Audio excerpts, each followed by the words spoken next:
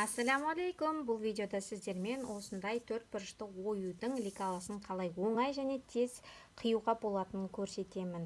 Егер де сіз вообще ойып көрмесеңіз де, осы технологияның көмегімен бірінші реттен шығады иншалла. Ол үшін сізге бір-біріне жапсырылған екі А4 формат қажет болады. Қайшы, линейка, ручка, карандаш, өшіргіш. Біздің оюымыз 30-30 см болады. Сол үшін біз ең бірінші мына бүктелген бұрыштан бастап 15 см өлшеймізде белгілеп аламыз.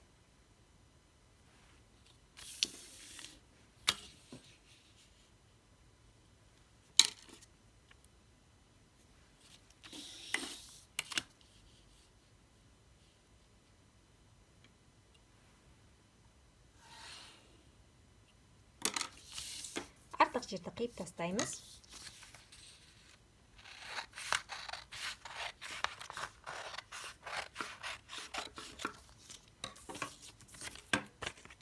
Енді осы дайын қағазымызды тағы да екіге бүктейміз. Тура ортасын тауып.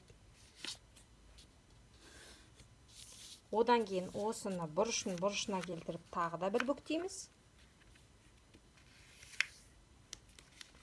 Мінекей, біздің оюымыздың 4-тен 1 бөлігі дайын, енді сызуға көшетін боламыз. Сізге максимально жақсы түсінікті болу үшін мен қазір точкалармен көрсететін боламын. Бірінші нүктеміз бізде астыңғы міне бүктелген, мұнау біздің оюымыздың 4 жақ бұрышы. Біз ең астыңғы точкамыздан 1,5 см өлшейміз. Мына жақта міне бізде бірінші нүкте келеді. Енді осы бүктелген нүктемізден жоғары қарай 6 см өлшейміз. 6 см өлшенді. Осы 6 см-ден мына бұрышымыз 90 градус болатындай етіп 3,5 см нүкте қоямыз. Мынау бізде екінші нүктеміз. Мына аралық бізде 3,5 см. Енді мына нүктемізден жоғары қарай 9 см өлшейміз. 9 см өлшедік. Дәл солай 90 градус етіп, мына жеріміз 90 градус болатындай, 1,5 см солға. Мынау біздің үшінші нүктеміз. Енді осы бірінші, екінші, үшінші нүктемізді бір-біріне доғал сызық арқылы қосамыз, дугамен. Мінекей біреусі кетті. Енді үшінші. Осылай пока тұрамыз. Енді мына жерде біз осы орталығымыз бізде 9 см болды. Ұмытпасаңыз, осы 9 см нүктеден біз 0,5 жоғары қарай жүреміз.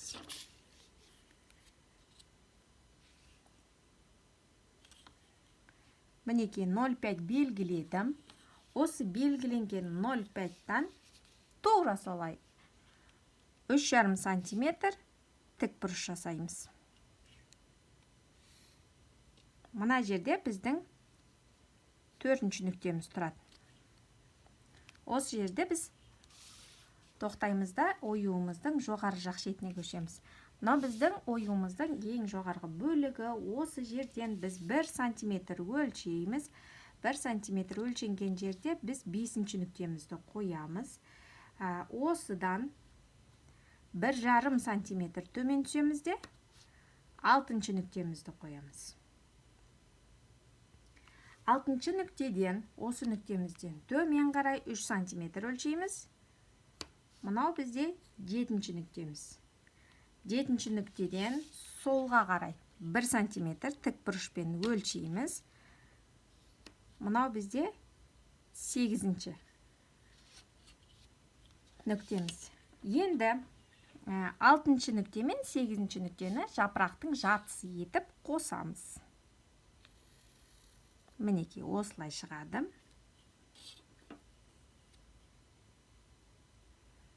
осы жерден 8-ші нүктеден солға қарай 3 сантиметр белгілейміз. Мінекей, мынау бізде 9-ші нүктеміз. Осы 9-дан жарты сантиметр, яғни 0,5 түсеміз де 10-ші нүктемізді белгілейміз. Енді 7-ші нүктеден төмен қарай 3 сантиметр өлшеп алайық. Осыдан солға қарай дәл солай 1 сантиметр өлшейміз. Мына жеріміз 1 сантиметр. Енді бізге, мынау бізде 11-ші нүкте, 8, 10 және 11-ші нүктелерді бір-біріне қосу қажет болады.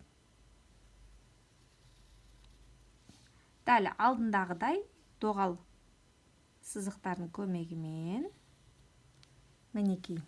Сонда бізде оюымыздың басы мен астыңғы бөлігі дайын. Бастапқыда сіздің жаңағы сызықтарыңыз, линияларыңыздың барлығы қисық болуы мүмкін, ұнамауы мүмкін, бірақ ол нормальды. Асықпаңыз, қазір біз өзіміздің қошқар мүйізімізді белгілеп алғаннан кейін қалған жұмыстың барлығын орындайтын боламыз. То есть керек емес линияны өшіреміз, керектерін қалдырамыз және де бастырып шығатын боламыз. Дәл қазір біз 11-ші нүктеден 4-ші нүктеге дейін өзіміздің қошқар мүйізімізді салып алу қажет боламыз. Ол үшін бірінші сыртқы жақ шетін бастаймыз. Бисмилля. Мінекей, біріншісі дайын болды. Енді 3-ші нүкте мен 4-ші нүктені қосамыз. Дәл осы қалыппен.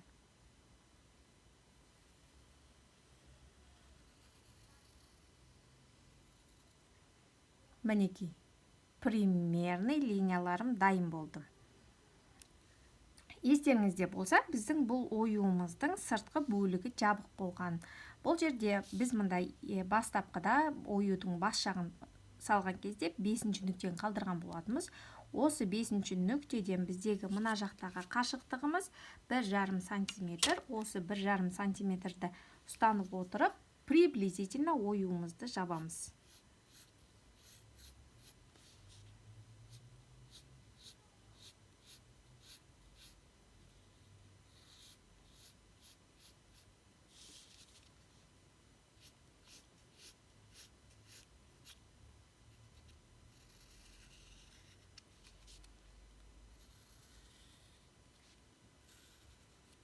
Мінекей, осындай линиялармен шығады. Енді бізге не істеу қажет болады? Ойдың мына жақ шетінен қарасаңыз, сізде, мені қараңыз, мына жақта басқа линия шығып тұр. Басқа екінші ойуымыздың суреті шығады. Бізге осы линиялардың барлығының қалыңдығы бірдей болуын қадағалау керек. Сол кезде сіздің ішкі оюыңызды да, сыртқы оюыңызды да еш қиындықсыз пайдалануға болады. Сол үшін барлық қалыңдықтарды бірдей етіп, өзімізге қажетті линияларды қалдырып, қажет емес линияларды өшіріп, корректировка жасайтын боламыз.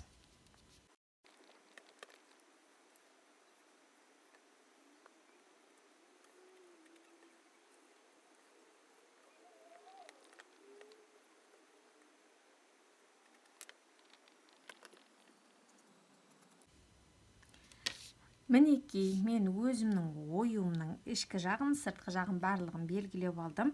Сіздерге айтатыным тек қана техникалық жағын дұрыс істейтін болсаңыз, қалған жағын жаңағы линиялардың барлығын әдемілеп өзгертіп алуға болады. Енді бізге қалатын нәрсе бұл оюымызды жақсылап қиып алу керек.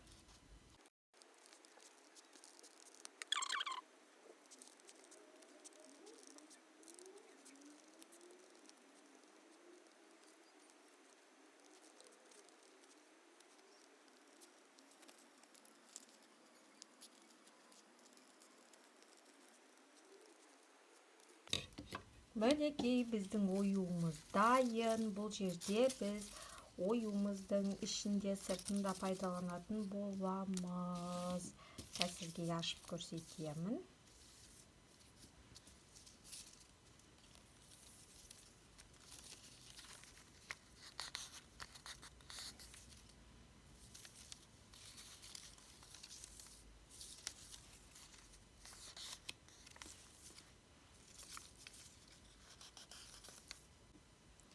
Мінекей бізде осындай әдемі ою болып шықты. Мынау сыртқы бөлігін, сыртын әдемілеп қоршап шыққан болғанбыз. Видео ұнаған болса, міндетті түрде лайк басып, каналға тіркелуді ұмытпаңыз.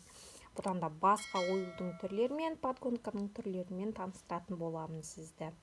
Әдемі тігу оңай.